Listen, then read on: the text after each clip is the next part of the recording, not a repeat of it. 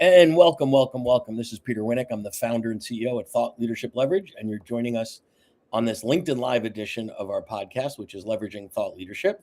And today, my guest is an old friend, not old like, but an old friend, Claude. I'm going deeper into that hole, Claude Silver. So I'll give you just a quick intro on Claude. She's on a mission to bring more heart and humanity to the way we lead at work. And she's the world's first Chief Heart Officer at VaynerX, which is Gary Vee's company. She partners with Chairman and CEO Gary Vaynerchuk to build workplaces where people come alive and where they feel safe speaking up, proud to belong, and driven by real connection. And her book is Be Yourself at Work, the groundbreaking power of showing up, standing out, and leading from the heart. So there is the book, which is coming in a little flashy. But welcome aboard, Claude. So here, I'll take you down memory lane. So I remember it was pre-COVID. Like it had years ago or something. 17. It was probably 17. Yeah, it might have been. Yeah. First time you and I met in person, I go to your office at the fancy Vayner offices, which are like in the coolest part of the city. And then you're not the first HR person's office I've been in. So you have a preconceived notion of what this will look like. And I walk in and I'm like, wait, I'm in my shrink's office. Like, Yep. It was very Dr. Malfi, if you will. Yeah, I know. Not that I was Tony Soprano, but it like just a couple chairs, just chill and relax. I'm like, oh, that kind of sets a tone. And we just had an amazing, awesome conversation. So yeah, that's what it's about. It's literally, I didn't want any desk in my office. I didn't want a separation between me and anyone else. And I wanted people to be able to come in and feel warm and like they could chat about anything. And plus there's that killer view down to the Hudson. Yep. It's very peaceful, very zen, and I'd say very me, actually. Yeah, no, it was totally cool. And then we chatted about you maybe one day, possibly maybe thinking about kind of sort of maybe there's a book. Something like that. In me. And then here we are, slow forward, not fast forward, 7-8 years later. Oh my gosh. And I just finished it the week before last. It's a great book. So I don't say that Thank you. But this concept of being yourself at work, when we're living in a world where, well, that at work thing needs further definition because that meant something else pre-COVID. We all know what that meant. And then being yourself is not another thing. What a concept. Yeah. So tell us about, where did the concepts come from? And then how did it come to be? Well, you know what? I wanted the book to be called something like Show Up as Your Messy Self. Something like that. Okay. And of course, I wasn't going to put the word messy in a title, although I talk about it a lot in the book, as you know. Yeah. What I meant by messy was like your real self, the person that has emotions, the person that has good days, bad days, the dog gets sick, the kids throw Cheerios on the floor, you get a flat tire, the real. And that's to me, I think like we all need to, I'd like us all to acknowledge that there's no perfect package here. There's no utopia here. Like, we all have a life. And our life can be busy, messy, whatever. Stay there a bit, because you and I are both probably the same age, Gen X, whatever. Yep. And I literally remember in the late 80s, early 90s when I was first working, that it being said out loud, check your S at the door. Like That's we right. own you for 8 or 10 hours. Yep. I don't care if your dog died, your mother's got cancer. Like, don't care. Check your shit at the door and you do what you do, right? And it was and that was the world we live in. Now there were exceptions to that because you had mentors, yet you found your people, Yeah, of course. But that was really the vibe. That was really we own you for now and we don't want to know about don't really want to know about your life. We definitely don't want to know about your problems. And like, we really don't want to know if you have therapy. Like, and now the world has changed. Whereas like, I know everyone has a therapy, they're leaving at 3, they're leaving at 2, they're leaving. Yeah. Whereas like, God forbid I had to leave the office at 4:00 back in 2006 for a dentist appointment. I would pray to get one after hour. I would, you just wouldn't talk about it. Or they she must be going on an interview. She's unhappy. Like exactly. It's really done, right? Or it was like, half day, Yeah. right? Which is like, so mean to someone now that we know like what really happens. Like people have doctor's appointments, people have kids, Yeah. people have. So yeah, you and I grew up in a place where it was literally like, we don't want to know, So I just think work. part of I would imagine, and I'm just thinking out loud here, that the book resonates easier, or it's easier for the book to resonate with a generation Yeah, beneath us.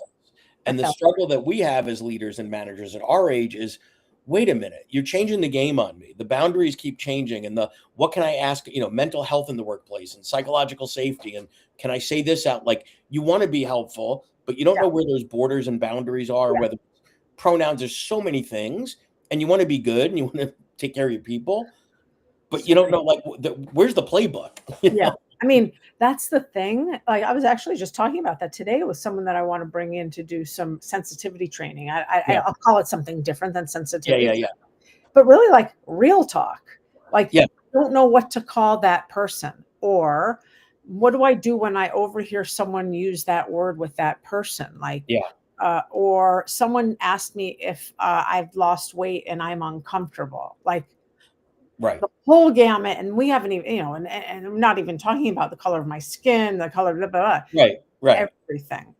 So we're actually, it's like so on my mind because if we don't do something about it and have real talk and real talk, courageous conversations, name it what you will, Yeah. we're going Yeah. to continue to fumble over ourselves, and our culture, and I'm just talking about the culture at Vayner, will start to erode in a bit because the environment gets so affected when when there's a chip in the armor, when there's a chip. Yeah.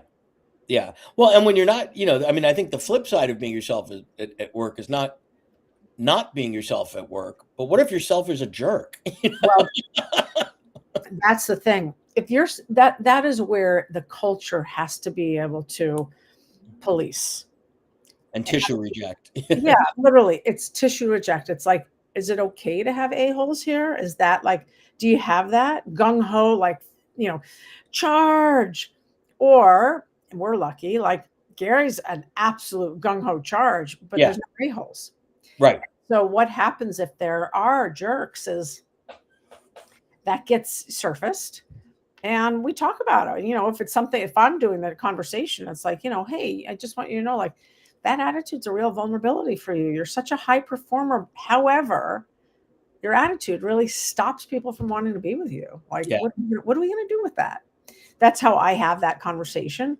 Or how I would hope leaders have that Mhm. conversation, because,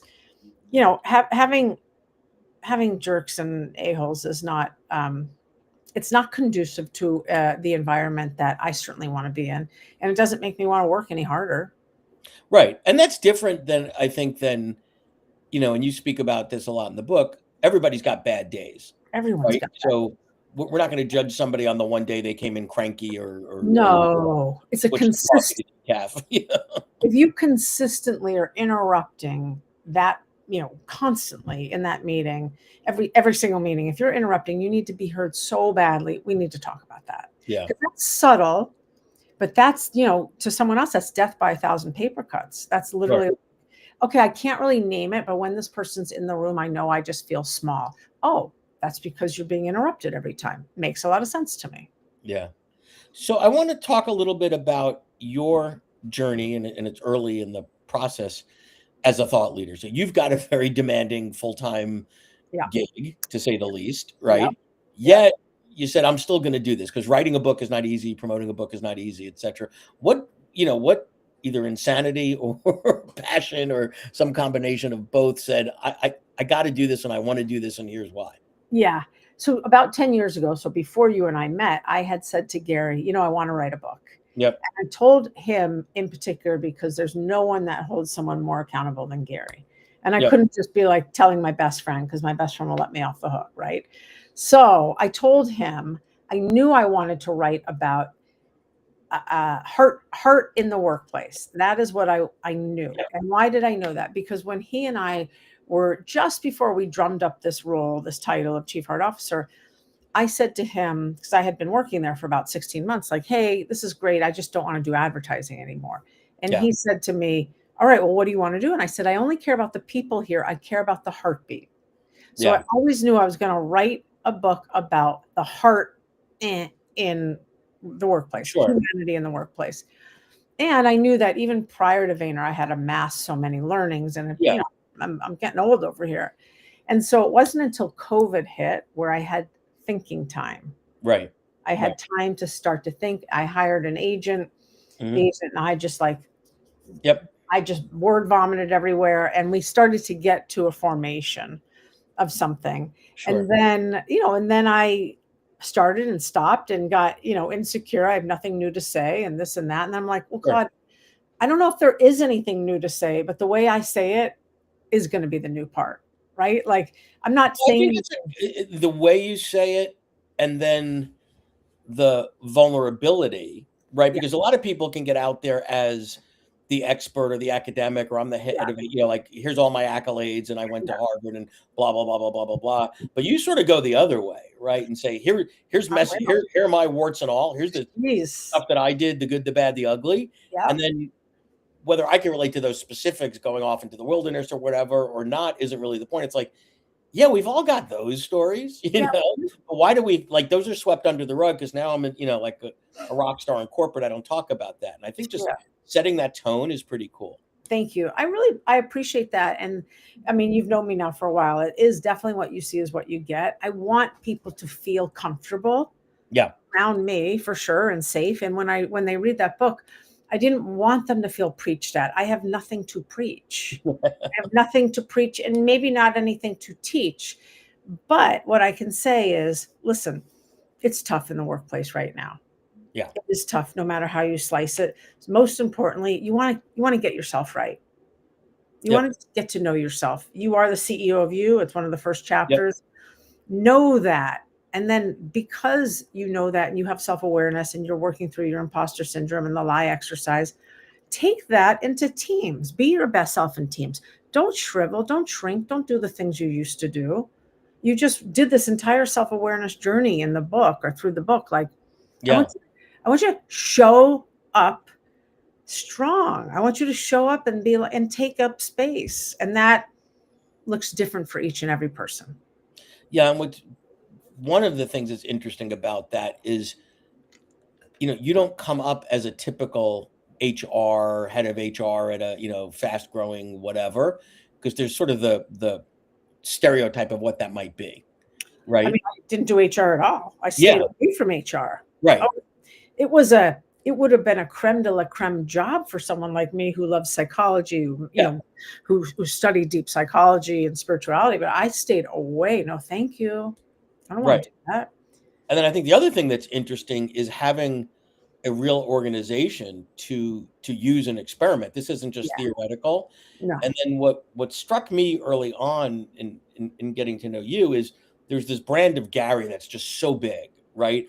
And his personality and his drive and his, grind and hustle and all that sort of stuff.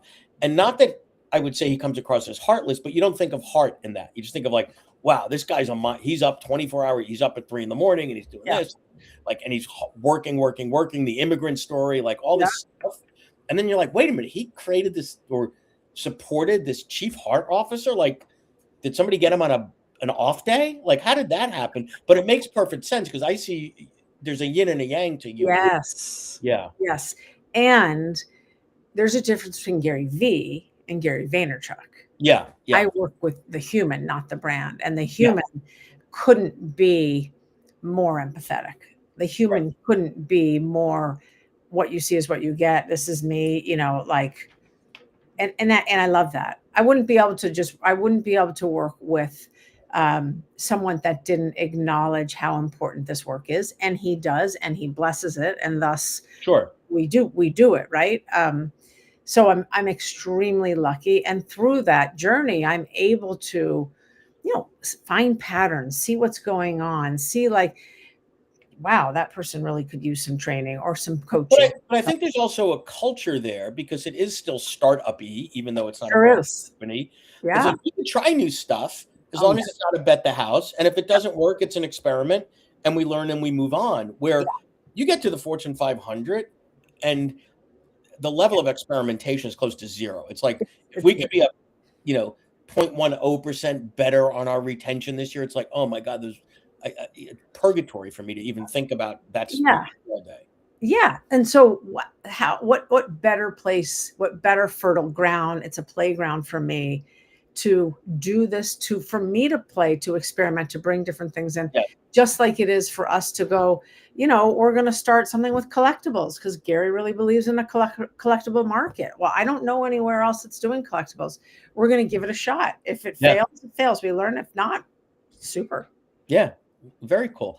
So let's assume it's a year from now, right? So the book's been out, it's a smashing success, blah blah blah blah blah. What's how would you, other than book sales, because that which kind of don't matter, Yeah. what are the metrics? What are the things that you're looking at that would say, yeah, that was a success? So this is so great that you're asking me, because without the book, I've seen this happen on LinkedIn. So Yeah. phrases that I use, Yep. for example, slides that I share, whatever, that nomenclature has been used. Emotional optimism is something I started saying probably 8 years ago. And it came from a conversation that Gary and I had where we put those two words together. And I see that used all the time. It's a hashtag that doesn't belong to me anymore, right? On So stay Insta. there a minute, because I think that what's beautiful about that is you have to realize, as a thought leader, yeah, there's a personality, there's a brand, there's a human that created this, obviously. But the way to get it spread is a function of the models, the methods, the frameworks, the language, the definition. We think about words like emotional intelligence. You Yep. mentioned imposter syndrome. You're like, these are all things that came from different streams of thought leadership. Yep. When we start a trusted advisor, like I can give you Yes. or it's like, Yes. oh, we know what that means, but it's like, wait, where did that come from? Where did Oh, that that's come from? Charlie Green from 25 years ago, or Yeah. Well, it Speed gets of in the Trust. Yeah, yeah, yeah, it gets in the zeitgeist. It gets in the water, yeah, especially if it makes sense to people. sure, Thought leader, advisor, those things make sense if you think about it, if you just break it down to what it is. So anyway, back to that. I started seeing that happen probably about, I don't know, 6 years ago, and things were being mhm, replicated that I had said and whatnot, which is always a wonderful, it's a great feeling because I know it's sticky and I know it. I have so much heart and integrity in what I'm saying yeah, that I just want it to be used in the same way. Obviously, I have no control over how someone uses it once it's out of my hands. But so for the book, I would love principles of the book, whether or not it's the 3 E's, whether or not it's the lie mhm, exercise, whether or not it's the 7 rules of team mhm, citizenship, XYZ. I would love to start seeing that more in the zeitgeist, right? More mhm. teams talking about it, or me seeing it more like living and breathing. And then, one of the next things I plan on doing is rolling out a curriculum. Right, And what I'd like to do is roll out a curriculum to both train the trainers, right, give this to someone, yep, and also, an easy online curriculum if someone just wants to do the lie exercise because they're going through an imposter syndrome right now. So right. that to me would equal success, because then the work is proving itself. Well, I could see a point in the not too distant future where it's this combination of bottoms up and top down, meaning somebody came from a place like Vayner, Yeah, right? And when we did things here, it was different. I didn't know that, maybe I was 25 and didn't really know much else, right. but it felt different. And here's why that was great for Why? me. And Yeah, then at top down going, all right, we do need to rethink the way we're doing. yeah. That's totally, I love that. That's totally, that's exactly what would be great, which is, yeah, in those early ages, it's not that we're sleepwalking. We just want to prove ourselves so badly, right? We really, really do. And you can tell that something might be a little bit different here because your roommate hates her job, and her and Right. and she complains all day long that her manager is whatever. And that doesn't happen to me. I'm really happy. I go into Yeah. work and it's like I actually learn something every single day. And then, yeah, to be met with the sandwich of like, and as a leader, I changed too. I Yeah. changed the person through this, because Sure. the book is Be Yourself at Work. You and I both know, and you know me well enough to know, it's be yourself. Yeah. Dot dot dot. I Right. just happen to work, and I have that as my playground. But what we're talking about in the book is all just, it's all just, it's emotional fluency. It's just Yeah. speaking more human. That's all. and what holds us back from it, and what propels us forward. And we need one another to do that right now. I think that, we know that society and the world is in a very different place that it was in Yep. pre-COVID, and certainly when you and I were, getting up there. So there's a lot of anxiety, a lot of fear, a lot of AI is going to take my job. Sure. Especially in the creative, especially in a place like you. Yeah. Yep. So one of the things that was interesting to me about the book was some of the stuff that's not in it. And what do I? Well, there's lots of stuff that's not in Okay. it. Like, but what I mean by that, oftentimes, sort of people try to put together forensic data to validate their case. Yeah. And I had thought maybe getting into this book, like, oh, and there's going to be a lot of dropping data around retention, productivity, turnover, blah, blah, the stuff that one would think HR speak with sort of this faux data metric. Sorry to my HR friends, whatever. But it was kind of interesting to me. There wasn't any of that There's there. no data. Really writing to the individual, Yeah. to Oh, the yeah. board, not to the C-suite, not to the whatever. Yep. So my question is, talk about some of the proof points of this isn't just the right thing to do, it is, or a good thing to do. It's actually good for a business, not just Yeah. the people in there. Right. And so those are the KPIs that I can, I'm sorry, the KPI, the ROI, whatever I can give at any day. But I didn't want a book. I don't want to open up a book necessarily and get data thrown in my face. I would rather research the data. I would rather ask for it. That's Yeah. just the kind of person I am. If it was Sure. a data book, it would have looked very different. It would have, the title would have been different probably too. There are experts out there doing that all day long. Mm-hmm. Amy Edmondson, she's got a lot of data, right? Yeah. Susan David, she's got a lot of data. Simon Sinek, a lot of data. I'm not a data junkie. I'm not a researcher. And I can pull in data that's already there, that's in Gallup and McKinsey, which I have tabs open on my computer. But at the end of the day, the only data that I really care about, which is something that we are getting closer to quantifying, really, is the ROI of being kind at work. Yeah, that sounds great, but it also doesn't sound easy. So a couple things I Not would easy. react to that is you're eating your own dog food because you're not a data person. Yep. Not peppering the book with data because some publisher said, oh, it'll help it sell and, Yeah. get it into the C-suite, throw in some numbers and blah, blah, blah, blah, blah. So I think that's really, aligned with the values of the book. Because sometimes people write a book and they get into this headspace of, I am author. Author means this. I have to be like, so being an authentic person, Yeah. and it's fun. I get to meet lots of these folks. And it's interesting. In some instances, they wrote the book they needed to read, Yeah. or it's an outcome of their own personal therapy or overcoming this or whatever. I think in your case, it's just, hey, it kind of open kimono, if you will. It is. It's literally like, hey, this is who I am. So you need to know like who's writing to you. These are the ups and downs I've had in life. This is what I've observed. This is what I've been a part of and observed. And like, this is out of, all of the years I've been in the workplace, I haven't really strayed from these principles. Yeah. Whether Right? you're using those words or whatever. Yeah, right. I didn't have the term emotional optimist back in, the early 2000s, but I am an optimist. Like and for me, optimism means belief. Right. And when I share like emotional optimism with someone, or when I share optimism with someone, what I'm saying is I believe in you. Yeah. And that's what we need more of. Right. Right? Like, I got your back. I feel you, empathy. Yep. And I got your back and I believe in you. Let's go. I'm gonna walk next to you. So besides people, going back to the question I had earlier around using the language, using the models, using whatever, what else do you hope will be different a year from now?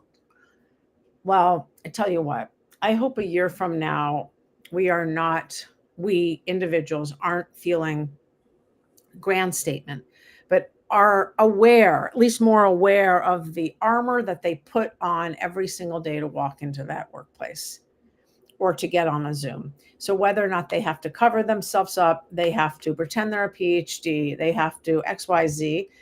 If we could even get that, if I could get people more aware of what they're actually doing and the cost that has to them, that would be a huge step forward, because at least Yeah. So I love that. And I was on a call earlier today with someone. We're doing a recording and said, oh, he emailed me earlier about, are we going to record this? Do I need to wear a jacket? I'm like, just be you, right? Like, and it's like, the way you and I are dressed now, at the beginning of our career, somebody would say, oh, this must be two pals having a chat on a Saturday. They're not working. These are not senior. exactly. They're both kind of just chill and whatever. Just chill, but we're sharing knowledge. But even, that armor piece, I remember the days having to put on a suit and a tie. Like I have somewhere in the back of my closet, I think there's like 50 ties. Yeah. That right. Have day like, years. Women feeling like they have to wear high heels or whatever, like, the working girl days. And listen, if you want to wear high heels, God bless. But if you feel like you need to, because you need to get noticed or, right. That's a whole nother thing. So if we can bring the awareness, and then of course, what would be amazing is that for people to start recognizing that when they take stuff off, how do you feel when you unload the weight that you're carrying on your back every day because I'm hiding at work? Yeah, not fun. That's where the magic happens. So last sort of thread here that I want to touch on is you're on the other side of this now, right? The book is written, you're a published author. Yeah. In that your obituary, whatever. What was the most surprising, and then what was the most rewarding thing about the process? Forget about book sales and fame and all that stuff, but from, pen to paper or keyboard to whatever, to seeing it land with a thud on your desk. Yeah. I think the most surprising thing was how much of me I needed to write. So how much of me I knew I was, and I said this to the publisher, I said this to Janet Goldstein in the beginning, I do not want to come off as a fraud. Like I've got it all figured out. So I got to share some of the yuck. I have to. Yeah. And I'm fine doing that. I am, because I want to be believable. But I didn't realize all of the stories I would have to go into necessarily to prove a point. Right? Because there isn't data. So you do tell stories that you've witnessed and whatnot. So I guess that was a big one for me, because it was a real excavation. Like it really wasn't, and I had to remember, oh, Claude, you walked into this, you chose this.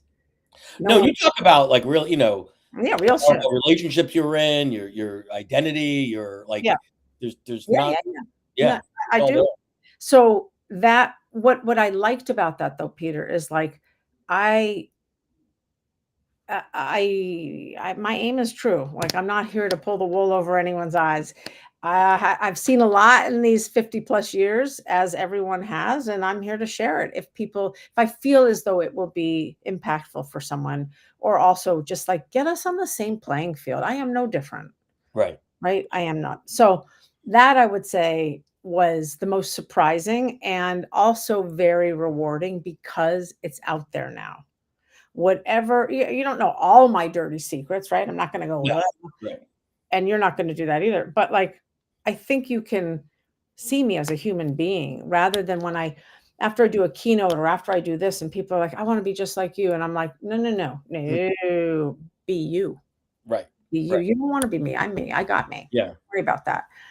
And then I would say one of the things I loved was the creative portion. It was like picking out the colors, designing the font, designing how little things were going to look inside, which I had no idea I actually would have a stamp on, and being able to name things, the lie exercise, the archetypes of leadership. Like those are things that I came up with, which like, who knew? Right. That's a thing. Right. Yeah. It was, and there was a lot of creativity there. And like, that was very cool for me to be able to like, oh, it's not just stories I'm telling. I'm actually creating an experience of when you open this book. Right. Love it. Well, this has been great. I appreciate you. I appreciate your time, and I appreciate you. You're crushing it. Or is that what that's? Yeah. Can't wait to see your book. Thank you. See ya. Bye.